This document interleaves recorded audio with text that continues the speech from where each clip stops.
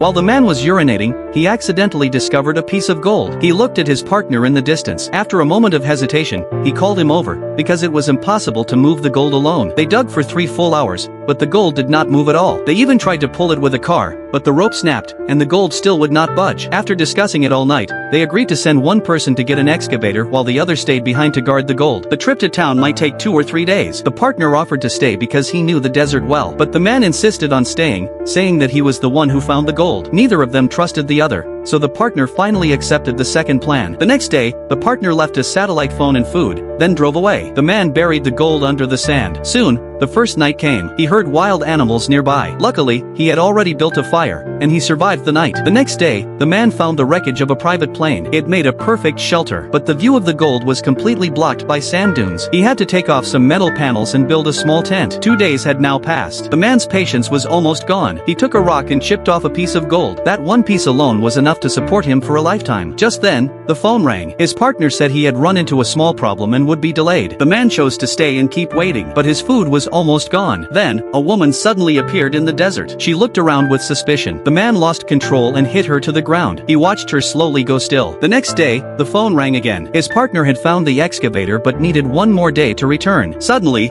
a sandstorm blew in. The small tent could not hold up against the fierce wind. The man woke up buried in sand, with a branch piercing his body. But the first thing he did was check if the gold was still there. As he treated his wound, another stranger appeared. She was the twin sister of the woman he had killed. She offered to help him out of the desert, but the man feared the gold would be exposed. He screamed and drove her away. Though she had been treated badly, the woman still lit a fire for him before leaving. As night fell, desert wolves gathered around. The fire slowly went out. The man was attacked and torn apart. Meanwhile, on the other end of the line, the partner quietly listened to everything through the phone. He smiled and put down the binoculars. He had come back long ago and had been hiding nearby, waiting to take the gold for himself. He walked proudly toward the gold, dreaming about selling it and getting rich. But in the next second, an arrow struck him. The woman had never gone far.